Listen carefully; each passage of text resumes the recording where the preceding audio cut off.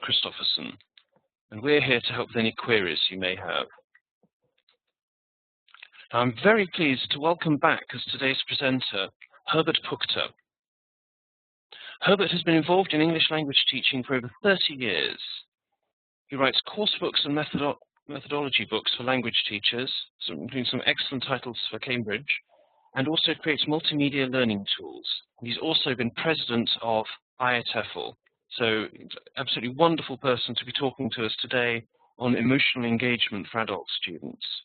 Okay, over to you, Herbert.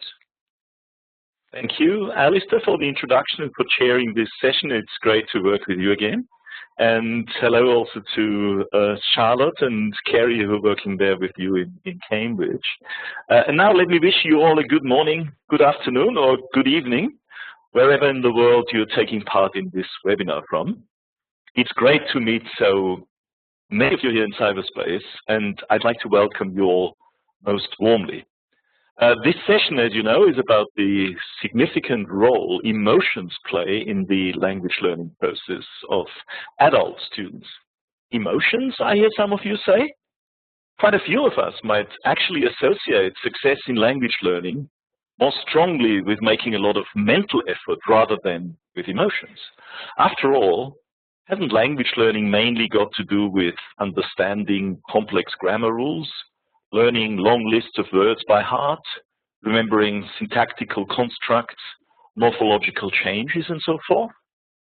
Well, anybody who reckons cognition is more important than emotions is in good company. In fact, the separation of logic and emotion goes back to the ancient Greeks.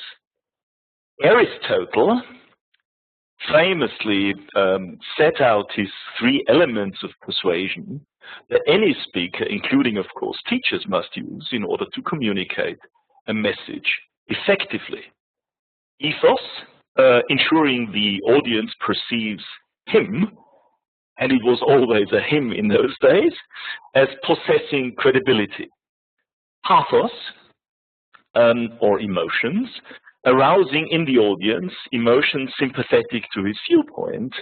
And thirdly, logos, proving the truth of his message by logic and reasoning. The crucial part of this is that Aristotle, whose own livelihood was of course provided by logic and reasoning, asserted that human reason is the most godlike part of human nature. A life guided by human reason is superior to any other. For man, this is the life of reason, since the faculty of reason is the distinguishing characteristic of human being. This clear approval of the superiority of reason over emotion has, over the 2,300 years since he articulated his formula for oratorical success, been handed down to us via the movers and shakers of the Western world. Those 2 factors, ethos and logos, credibility and reason combined, have gained even higher status from their apparently unassailable position at the heart of academia and the scientific method. So they are strongly and deeply embedded in our overall view on the way the world works. However, in recent decades, pathos, emotion, has been brought to the forefront by cognitive scientists. Indeed, of Aristotle's 3 elements of persuasion, modern thinking now compels us to give emotion considerably higher status than had previously been the case. As Lazarus and Lazarus in their book Passion and Reason, Making Sense of Our Emotions, stress, many myths exist about emotions. One is that emotions are irrational and don't depend on thinking and reasoning. Actually, emotions and intelligence, they say, go hand in hand, which is why humans, highly intelligent beings, are such emotional animals. In his important book, Memory, Meaning and Method, Earl Stevick stresses the power and the pervasive role of emotional factors in the foreign language learning process, while pointing out just how these emotional factors influence the process of memory is still the subject of some discussion. In this webinar, I'll be drawing on some new findings,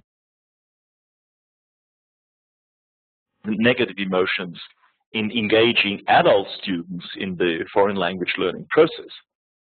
I'll also be referring to some key insights into the impact that emotional processes have on memory. But I do need to stress that I'm a language teaching methodologist and not a neurobiologist. Most of the neuroscientific insights I have gained have come from the work of James Zull. James Zull is professor of biology at Case Western University in Cleveland, Ohio. I've drawn on his books, two of his key titles are listed here, and on our intensive discussions while working together on an ongoing book project on the brain, emotions, and language learning. When adults talk about positive language learning experiences, they frequently stress that they get pleasure from being able to communicate in the new language. Other positive emotional aspects some learners mention are about falling in love with the sound of the new language and the excitement they can get from the new cultural contexts and experiences that come accessible to them through the new language. The opposite can also happen, of course. Learning a new language can be a frustrating experience, triggering negative emotions. On rare occasions, such negative emotions can actually be transformed into powerful motivational factors in the learning process, but most of the time, they will do nothing but hamper a student's learning and may lead to the student giving up what they wanted to learn or dropping out of a course. I'm sure that most of us have come across such sad incidents. And as teachers, we often suffer, don't we, when they happen. Anyway, time forbids me to further discuss negative emotional factors in this talk, and I will instead focus on student engagement through positive emotions. In order to shed light on why positive emotions are crucial factors in learning, I believe what we need to elaborate on, first of all, is probably the single most important discovery about how the brain works. In his seminal work, The Art of Changing the Brain, Enriching the Practice of Teaching by Exploring the Biology of Learning, James Zull shows that learning is actually a physical process, and whenever we learn, the brain changes physically. We can understand this by looking at the brain in a new way. Many people have got the idea that our brains are sort of container, a structure whose job it is to just store the information that teachers pour into it. But it's not like that, nor do we at a later stage simply retrieve from our brain the knowledge that we have stored as the outcome of our learning processes. So what is it like? Well, let's have a look at this slide. It shows us part of the so-called frontal cortex, also the neocortex in a human being, obviously. It's responsible for what is usually called higher thinking, analyzing, making plans, giving motor commands, spatial reasoning, conscious thought, and so on. These are the brain functions that animals don't usually have, or at least not to such a sophisticated degree as humans do. The thing that's important to us about the neocortex is that it also plays a major role in learning a language. The neocortex, and I hope, Karin, I can see your comment, is there a slide? I hope you can see the slide. The neocortex is also called the gray matter, which, by the way, here in this slide, appears more pink than gray, as you hopefully most of you can see. It's basically the skin over the brain, and it's about 4 to 6 millimeters thick, and it's folded. What we can see here in the next slide is a visualization, an enlarged visualization of tiny strips of neocortex laid out as if they were flat sheets. From this, you can see the development of babies' brains from an age of 3 months onward. The older children get, the more growth there is in the cortex. We can see this is about 3 months, ages of 3 months, 6 months, 15 months, and 24 months. As I've said, the older children get, the more growth there is in the cortex. Now, all the dark dots you can see, like these here, they are the neurons or nerve cells. And what we can see growing between them are the neuronal networks. You can clearly see that there's been a change in the neuronal networks as the baby's brains have grown. And there is one simple reason for that: learning. Without learning, there is no neuronal growth, and so there would be no change in the brain. Saul, in his research, stresses that the brain changes physically when we learn, as I've said, and he states that the change is most extensive and powerful when emotion is part of the learning, which seems to strongly support Stevig's observation about the importance of what he calls depth in the foreign language learning process. Saul explains further. He says the chemicals of emotion, such as adrenaline, serotonin, and dopamine, act by modification of synapses, and modification of synapses is the very root of learning. It is the neuronal networks in the brain that are used to store information also. As Saul points out, there is a neuronal network in the brain for everything we know. This means then that when our students learn a new word, this word is remembered and represented in their brains within the neuronal network. And when they learn a new tense, that learning leads to the formation of an entirely new and different neuronal network. But learning, of course, is not simply about information storage. It's about, most importantly, the integration of new information with what we already know in order to create new knowledge, a process, an assimilation process that results in us building more neuronal networks. Saul compares those neuronal networks to the plants that we have in our back garden, because we can see that they change and grow with time. So sticking to this metaphor, the question is, what's the fertilizer that's responsible for the growth? And the answer? Well, the answer is emotional engagement. From the research in cognitive neuroscience, it's become clear that our brains physically flood themselves with what we have called emotion chemicals, substances like dopamine, adrenaline, and serotonin, as mentioned above, among others. These neurotransmitters, as they are called, get released when someone gets engaged emotionally, and their fundamental function is to change the capabilities of the neuronal networks, both qualitatively and quantitatively. Thus, at this point, we can claim that the physical connections between brain cells, the connections essential for storing information and for integrating what we are learning with our prior knowledge, thus creating new knowledge, are altered by exposure to these emotion chemicals.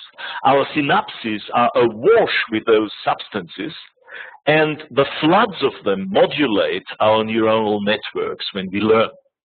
So let me summarize the key points here. we've seen that learning is a process by which the brain changes physically. And this process is closely connected to memory and creating new knowledge. And secondly, this process is significantly influenced by students' emotional engagement. James Saul actually says that the brain is an organ governed by emotion. And from my own long experience in teaching and teacher training, and I hope you agree with me, I would say I agree with him, spot on. So if we are aiming at engaging adult students more emotionally, with longer lasting learning effects and more memorable learning outcomes, we can definitely get some useful pointers from neurosciences to the key principles we need to adhere to in our teaching. I've selected 3 such key principles of emotional engagement that I would like to focus on today. And these principles are the ones I regard as most important for the students' learning outcomes. These principles, and I will elaborate on them in a minute, are a sense of movement. So Maria del Carmen, you were guessing, or you were saying, learning by doing. It has to do with that in a way. A sense, number 2, of relevance. And thirdly, a sense of being in control. Now, let's look at movement first. Saul argues that there may be a connection between the release of dopamine and action, both physical and mental action, that is. According to this argument, students who enjoy the learning process do so because what's inherent in the process itself is movement or progress, metaphorically speaking. So we're not just talking about things like total physical response with young learners. When it comes to the adult classroom, we're talking about movement or progress in a metaphorical way. We've all experienced that, I believe, for example, when we're faced with a challenge. Overcoming a challenge or solving a problem is movement, isn't it? As we make progress when we succeed. Not long ago, I came across a highly interesting meta-study by a number of researchers. I think the head researcher is John Banlowski. Here's the reference.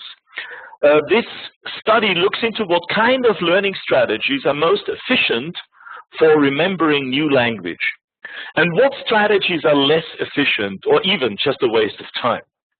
The authors review more than 700 scientific articles on 10 commonly used learning strategies to shed light onto the question what the parameters are that decide the efficiency of various techniques.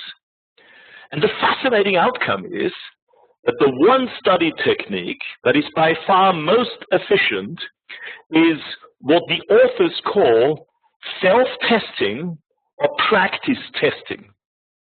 This is food for thought, I believe.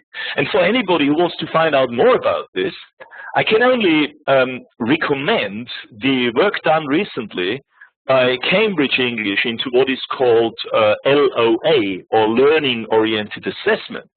We're talking tools that help the teacher to assess their students' learning progress. So we're talking about this movement or progress and the importance of students getting a sense of their progress, to assess their students' learning progress on a regular basis. And as I said previously, to help the students themselves to get a sense of that progress or movement. To be more precise, noted author James Purpura, and you can find the reference at the bottom of this slide here, stresses that learning-oriented assessment involves the collection and interpretation of evidence about performance so that judgments can be made about further development. To summarize this first key principle from a neuroscientific point of view, I'd like to quote James Saul again, who says, I think I've got the quote, yes, who says that success is progress towards a goal. And nothing succeeds like success. I just love this sentence. Success is progress towards a goal, and nothing succeeds like success.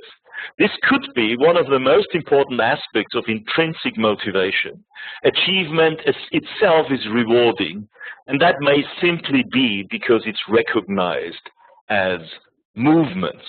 Can I please go back to the previous slide? Yes, I can, but I would just like to point out that the slides, this webinar is actually recorded, so you can actually go back to it yourself later, and you can check it out and copy the link here if you are interested. Pleasure. Secondly, neuroscience stresses the importance of relevance. So we had the importance of movement first, and now we are talking about the importance of relevance, which according to Stevig, I believe, is the connection we make between something we perceive outside ourselves and something within us. We can experience that, for example, when we go to a museum or a gallery. We look at a number of exhibits, and some of them don't really speak to us. So we look at them and we are indifferent, but other exhibits do speak to us. And when they do, it follows that we form a lasting memory. So things that are relevant to us are things that are remembered better, that create more of those neuronal networks, and hence are remembered longer. For us as language teachers, relevance obviously has to do with the content of our lessons, which is relatively easy to get right for adult students if there are clear and specific content objectives, in other words, in EAP, English for academic purposes, or ESP, English for specific purposes courses. But in general English courses, and those are the ones I'm talking about, especially when students are at lower language levels, content relevance is a far bigger challenge for us, I believe. ELT has over the last 3 decades seen a radical change as far as the texts used in the foreign language class are concerned. Until the maybe mid-80s, course books used to offer lots of texts that, in Henry Widdowson's words, were artificial and pragmatically meaningless. One of the outcomes of this change is that we are now finding more what is called real English in course books. And I'm not, please note, talking about the very positive influence of the fascinating insights into language that have been made available to us by the work of Mike McCarthy and other corpus linguists. Those findings, by pointing out what language is more frequent and hence more useful, have made it possible for writers of course book materials such as myself, and indeed for teachers, to make more informed decisions on what kind of language to teach. Instead, what I'm referring to here is a belief that seems to have been established that teaching materials for adults need to be more serious in order for adult learners to take them seriously. At the same time, it's not uncommon to hear teachers comment about a lack of what is called lighter content in current course books. Peter Medgius, for example, having carefully analyzed ELT materials, notices that they're lacking in humor, just to mention one point here. He stresses that including more humor, among other things, eases tension in the classroom, strengthens motivation, has a positive effect on the group dynamics, and helps foster the students' creativity. So we are talking emotional engagement through the right kinds of texts. And I'd like to elaborate on this a little further by briefly sharing a personal language learning experience, if you don't mind. It was a few years ago when I started learning Italian as a foreign language. A few months into the learning process, a friend gave me a simplified reader, a lightweight romance. not something I would normally read. And yet, I devoured the story and derived considerable satisfaction from being able to understand it, which on reflection was quite a surprise to me. There's no way I would have kept on reading the same kind of story in my mother tongue. I would most probably have put it aside in less than half a minute. So why didn't I do that with a reader? Why did I actually enjoy the activity?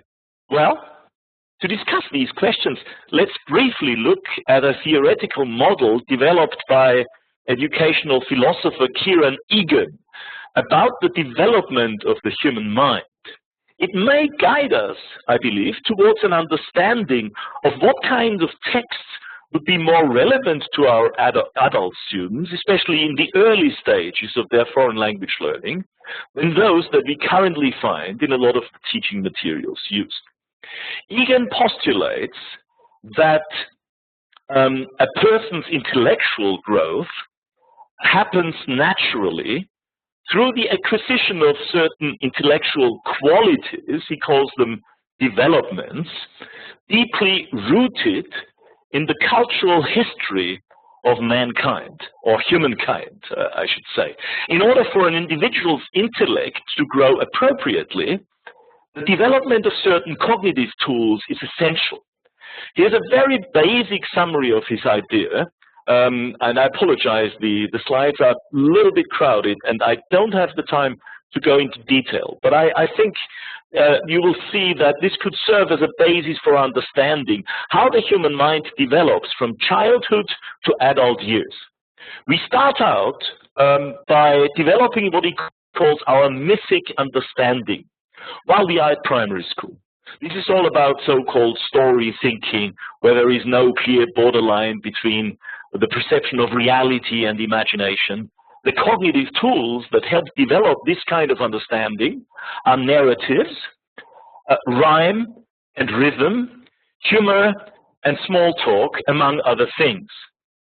The next phase is about developing, and I'll click on the okay, here we are. The next phase is about our romantic understanding, basically in our adolescent years. At that age, the cognitive tools must be applied to a fascination with extremes, heroes and heroines, and a growing interest in the exotic, in the mysterious, the weird, and the wonderful. The next quality comes in our pre-university years, with the development of our what Kieran Egan calls philosophic understanding, and a growing interest in abstract reality and in meta-narrative understanding, aiming to explain the world by combining facts, events, beliefs, and ideas, plus our emotions. And after a few more years, or rather many years in the case of some individuals, comes our ironic understanding. This is a sophisticated state of mind, and thinking that allows the fully developed intellectual thinker the use of irony and the free choice of how to make use of the various layers of understanding developed previously. Well, I have a theory based on classroom observation, which is about the frustration, and of course that's an emotional state, isn't it? About the frustration that adult students of a high degree of intellectual standing are likely to experience during the early phases of learning a new language. It happens when they notice that they're not able to easily access certain text types that are in line with their expectations of themselves, or when they want to express themselves adequately and intellectually appropriately in the language they're learning, but can't. The result inevitably seems to be a certain degree of cognitive regression into a state of mind at a lower stage of development, which one might argue is needed in order to develop the necessary sense of security the students need for successful learning. And we can use Kieran Egan's model to decide which kind of texts would be emotionally most engaging in a phase where this kind of cognitive regression seems unavoidable. This is supported by what Kieran Egan says about adult thinkers who've achieved the ironic quality of thinking. This is that although they're clearly capable of sophisticated understanding and thinking, they often still have available within their portfolio of cognitive tools those that belong to the earlier layers of understanding, the mythic, the romantic, and philosophical. And they can enjoy using those if they choose to do so. That means, I guess, that we can all, even in our mother tongue, enjoy a good children's story that is way below what we normally read. By the way of narratives, if I may go back briefly to what I said previously about movement, Zoll argues that our drive to keep reading a book or watching a film is also got to do with movement. It comes from what he calls anticipated movements, and that is our wish to witness things happening. And he adds that this is probably the most important thing that keeps us reading a good book. My favorite shot of a bookshop, the Libreria La Travessa in Rio de Janeiro. I took this shot a couple of years ago. So this is what students feel, or what we all feel when we are reading a good book or watching a great movie. As we read, our body isn't moving, but the story is. So the reason why we enjoy reading narratives is that we want something to happen, or we are curious about what will happen. The story goes somewhere. There is movement in the story. And while we are reading, we are hoping the story will go in the desired direction. We suffer when it doesn't, as James Zoll stresses. And what keeps us reading, because it's the only thing that's going on, is anticipated movement. Understanding demanding text is impossible without fairly sophisticated language knowledge and skills. As we have seen from my anecdote about learning Italian, I hope, at that point, I was still at an elementary level, and I haven't gone far above that. So the higher intellectual echelons of ironic understanding and philosophic thinking were sadly inaccessible to me.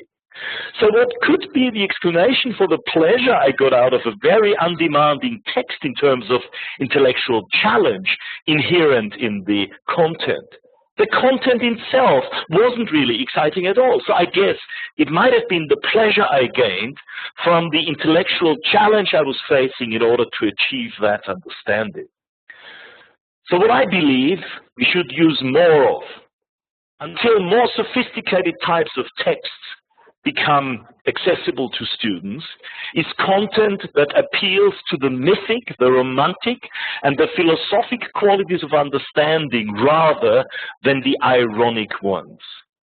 Support for such an argument also comes from what Joy Egbert says on the importance of focused attention. She quotes a study carried out by McQuillan and Cond that concludes that most of the texts that supported focused attention carried out in a study were those that participants had read for their own enjoyment, ones in which they had interest, and those in narrative forms, again, focus on narrative form, partly because it was easier to focus on these texts. A look at Kieran Egan's cognitive tools and the lists I presented previously might help us find content that is likely to be seen as more relevant by our learners themselves. So for a change, how about bringing in humor, strong emotional contrasts, inspiring stories about real-life heroes and heroines and other narratives, and texts about the extreme, the absurd, and the weird and wonderful in the early stages of the learning process, at least. We have now mentioned two of the key principles, and the third principle, as you remember, is the principle of emotional engagement through the development of a sense of being in control. And that has got to do with what is called a sense of ownership. Anybody who has a young child in their family knows how important it is for the child to be able to say, I want to do this myself. And a strong sense of ownership remains important for us for the rest of our lives. We claim ownership of the things we have thought of ourselves. And we suffer when others use our ideas, claiming they are theirs. As Scott Thornbury stresses in his discussion of developing student speaking skills, ownership is of significant importance in learning a foreign language, as learning a skill is not simply a behavior like practice or a mental process like restructuring. Central to the notion of transfer of control is the idea that aspects of the skill are appropriated. Appropriation has connotations of taking over the ownership of something, of making something one's own. So how can we help students take ownership over the language they are learning?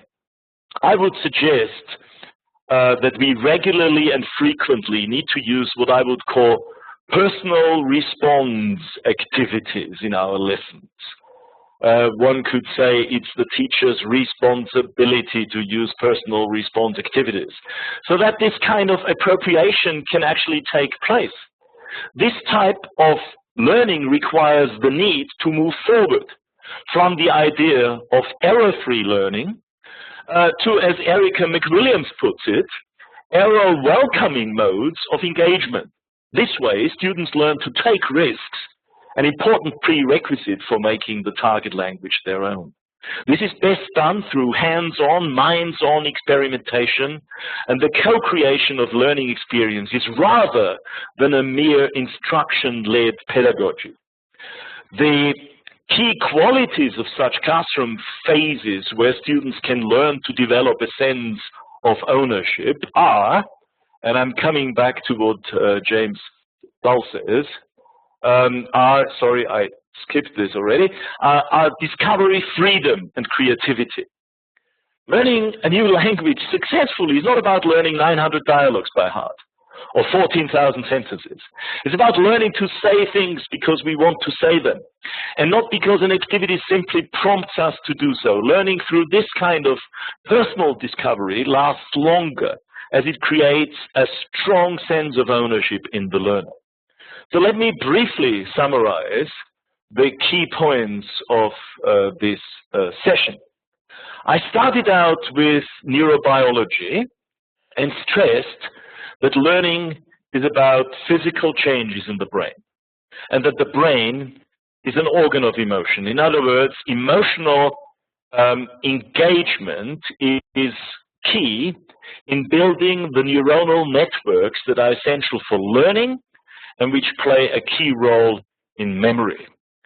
We then looked at what we as teachers can do to facilitate those cognitive processes through facilitating students' emotional engagement in the adult classroom. And there were a number of suggestions, actually 3 suggestions. Firstly, the importance of helping students to develop a sense of progress. We have various options available to us to achieve this, especially by encouraging students self-testing and by integrating learning-oriented assessment into our lessons. Secondly, the issue of relevance and in particular, the question of what are the right texts for adult students, and in this case of general English, in the earlier phases of the lessons. As I said, I believe in the use of narratives, humor, text about extremes, the weird and wonderful, and the like. And thirdly, we as teachers, I believe, would be well advised to help our students develop a sense of being in control of their learning process. And that's connected with the concept of ownership. I argued that what we need to do is to make sure that our students get plenty of opportunity for appropriating language, for making the language their own. And that's it. Thanks very much for listening, and I look forward to your comments and your questions. I have managed to look at some of your comments as we were going on, but I couldn't see all your comments, of course. And I also look forward to your questions that Alistair, I'm sure, has been collecting for us. Alistair, over to you. I have indeed, Herbert, and yes, I'm not surprised you couldn't keep up. There's been a lot of discussion. You've really engaged people there. So that's excellent. So yes, we've got quite a few questions coming in, and just trying to sort of copy some of these as new comments come in. But just to kick off, first of all, a question from Mohammed Shujat, who is asking about. So we're seeing changes in the brain when learning's taking place. So when learning isn't taking place, is the brain sort of just remaining constant, or are there other changes taking place? Okay, thanks very much. A good question indeed. And as I said, I'm not a neurobiologist, so I'm making a guess at the answer, if you don't mind. Well, I mean, definitely, if you imagined a situation where a child was without sensory stimuli and without learning stimuli in general, then of course what would happen would be that the child's brain wouldn't develop, and there wouldn't be growth in the child's brain. There might be a little bit of growth, but the child wouldn't be learning. So changes in the brain, physical changes in the brain, are actually a sign of learning. Thanks. I think it's very interesting that we're hearing about positive changes in the brain, because most of, certainly here in the newspapers in the UK, most of the articles you read about brains being changed are about playing computer games, and the assumption is that any changes that are being made to the brain are negative. So it's interesting to focus here on some positive changes to the brain through learning. Had a few people asking about trying to engage learners and how we do this with students who are sort of initially rather passive, particularly, for instance, because of cultural context. Right. And concerns about if we're trying to engage passive students and we make them more conscious of their passivity, is that problematic? Well, I mean, obviously, as you have said, we have cultural differences. There are cultures where students naturally seem to be in a more passive role in the foreign language class. And of course, we as teachers know that in order for somebody to actually learn the foreign language, or at least to learn to produce the foreign language, to learn to speak the foreign language, using it in the classroom that is something that is very important. Maybe I think what we need to do is we need to take small steps. We cannot expect a group of students whose kind of like attitude is about being passive to immediately switch from being passive to being extremely active from one moment to the next. I think what we need to do is, first of all, help students become more aware of the need of actually using the language, and then use things such as pair work and group work. And again, take small steps, do that for short periods, and use, of course, also a lot of positive feedback, so we can lead students gradually on a path towards being more participating. Okay, thanks. A lot of people were very engaged by your suggestion about humour and the importance of using humour, and for a few people, this brought up questions about sort of different styles of humour in different cultures and different sort of cultural contexts. And people wondered if you had any suggestions on sort of how to make sure that using humour in the classroom works in a different sort of cultural context. Yeah, I have no a recipe that that works in the different cultural contexts that our participants teach in. But I would say the key thing, first of all, is that the teacher herself or the teacher himself has a good sense of humor. The teacher who can occasionally, at least, not all the time, but occasionally laugh about himself or herself is actually the teacher who will be able to reach out far better to her students than the teacher who doesn't.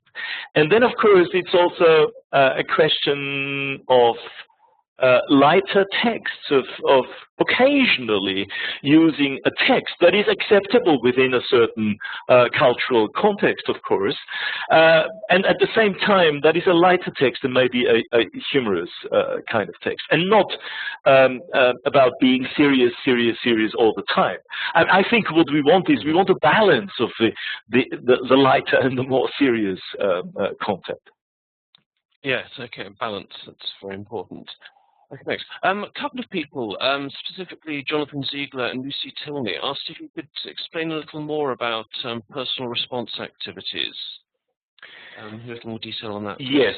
I mean, I have the pleasure of going to many countries around the world and work with teachers, and not only by giving seminars and giving talks and workshops. I have the privilege of sitting in on classes and classrooms in many countries around the world. And what I notice is that in many classrooms, and I'm talking about young learners, I'm talking about teenagers, and I'm talking about adult classrooms, there is sometimes quite a lot of speaking, but quite often the kind of speaking that students get engaged in stops where things become interesting for me.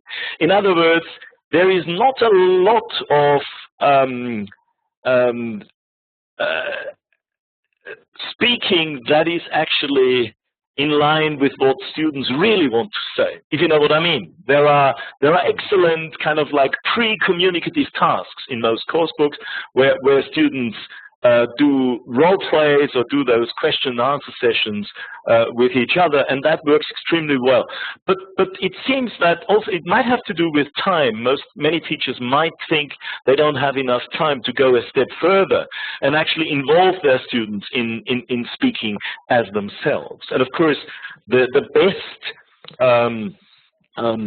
framework of getting students to talk about themselves is the here and now of the classroom. Okay, thanks.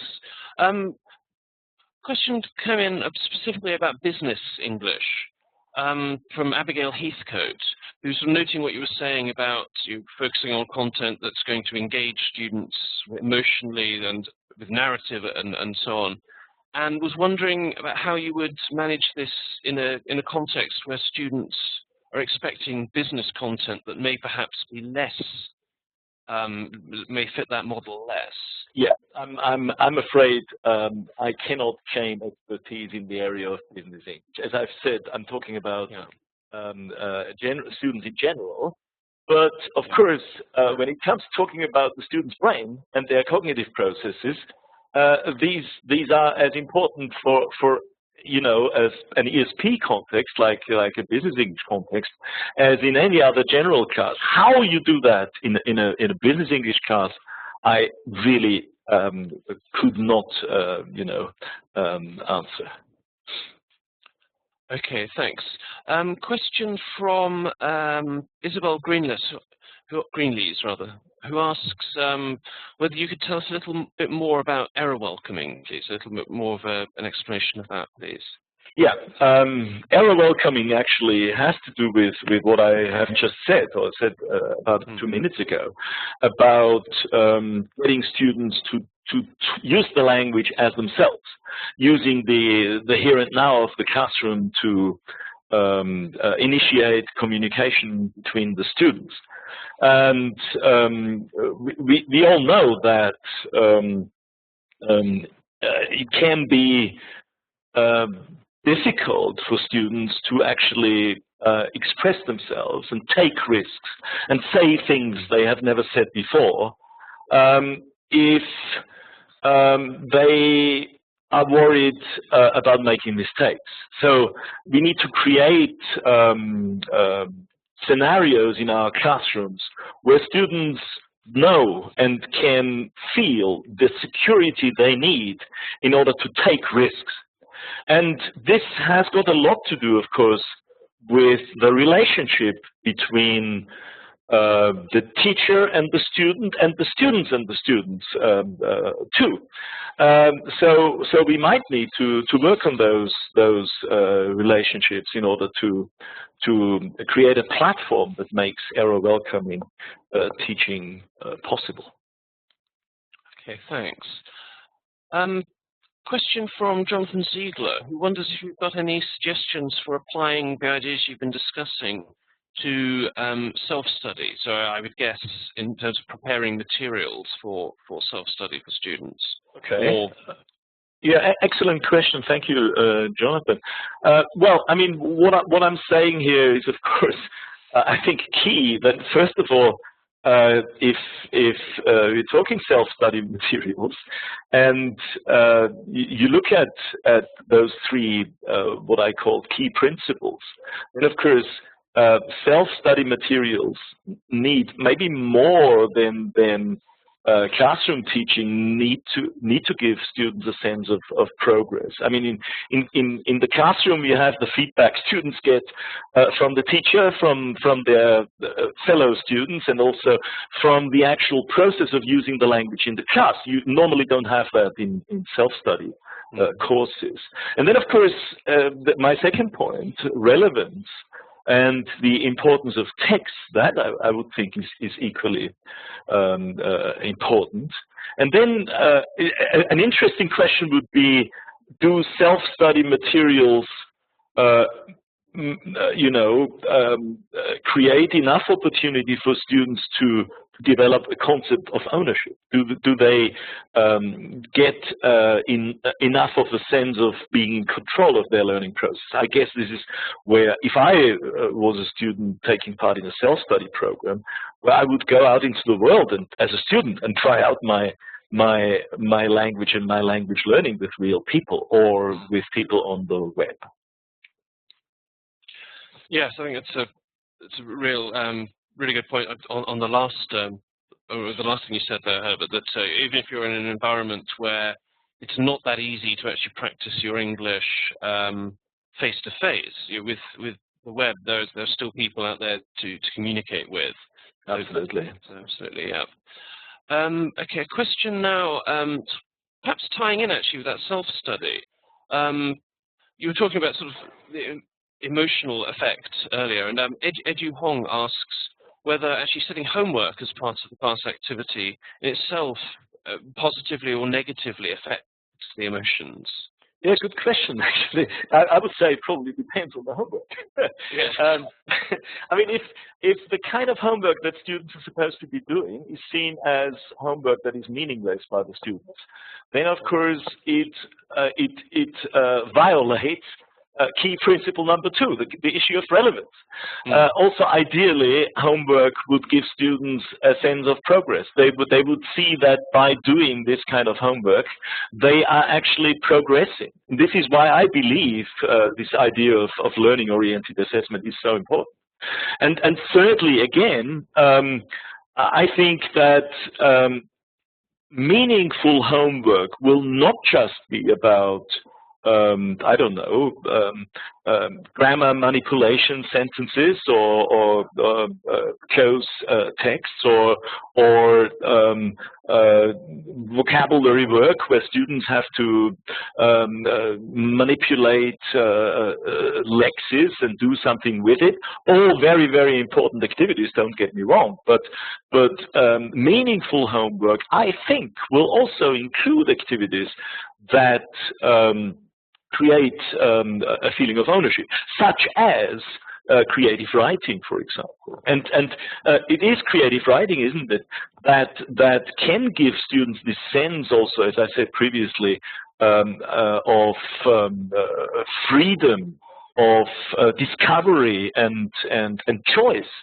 And of course, what is important also is what happens with homework afterwards. So do students just write it and the teacher checks homework? Or, for example, when there is creative writing involved, are students actually, do they get a chance to read their work to each other or to swap their text and read their text and give each other feedback and so on. Yes, and talking of sort of giving feedback and sort of reacting to other people's work, Mary Ward asks, do you have any advice on creating a secure environment in which students can actually share their emotional reactions to texts, course materials, and I guess also each other's work? If we're encouraging them to react emotionally as part of the learning experience, how do we make sure that there's an environment that they can do that in? A safe environment. I think it's a good question. Thank you, Mary. I think this depends a lot on the teacher actually giving students that security. The teacher who actually makes students feel that whatever they say about a text, whether it is positive feedback about a text or a negative reaction to a text, what the students actually said is respected by the teacher in a non-judgmental way, and the teacher is interested in what the student is saying. And then, I mean, this is actually a fantastic example. I mean, if we have a text and some students react to it in a positive way, others criticize the text, then we have a wonderful scenario where we can actually develop this classroom discourse that is a natural classroom discourse rather than a pedagogical classroom discourse where students just exchange questions and answers, which are not their own questions and not their own answers. Yeah, so it's more authentic and therefore more likely to be engaging for them. Yes. Yeah. Okay, thanks. Got another question now from Silke Timmerman, who points out that a problem for them is that adult students are already coming to class with a set of emotions. And it's that these are learned emotions that they learnt whilst at school to hate language learning and are actually struggling to overcome those preset emotions. Do you have any thoughts on that? Yes, I couldn't agree more. Unfortunately, and fortunately, this is not the case everywhere and in all contexts, but it does happen. And when it does happen, then I think the biggest mistake we can make is ignoring that, because what we're talking about is strong emotional blocks, maybe. And if, for example, I mean, I'm speculating now, but if, for example, those negative emotions have got to do with students being scared of making mistakes, if those negative emotions have got to do with students' negative beliefs about themselves, I can't learn a foreign language. If those negative beliefs have to do with, I don't know, the fact that students have to pass certain exams, exams that might actually stop them from continuing their university career, etc., etc., etc., then we simply, I feel as a teacher, we simply can't ignore those situations, and we have to help students to talk about their worries. I think that actually giving students an opportunity to share their worries is a first step towards helping them to become aware of those things themselves, because sometimes they're not aware of them themselves. Absolutely. Okay, well, thank you very much, Herbert, for an absolutely fascinating session, and also for an excellent and very engaged question and answer session afterwards. I'm afraid that's all we've got time for today, but we'll be back with this webinar series in 2 weeks' time on June the 3rd, when Daniel Lowe will be discussing the benefits of blended learning. And then a week after that, Chris Redston, face-to-face author, will be back with the final talk in his series of 6 on helping students with pronunciation. So you can sign up for that on our news and events page, which I've just posted into the chat box, and I will just post again. If you've missed any of today's webinar, it was recorded and will be available on our YouTube site from the end of this week. And if you'd like a certificate of attendance, please email my colleague, Kerry Starts. I'm just typing her email address into the chat box now. So thank you very much, everybody, for attending. Thank you particularly, Herbert, for an absolutely fascinating webinar there. And I hope you'll be back with us again soon. Thank you, Alistair, and thank you all. Thanks so much. Thanks very much. Bye, everybody.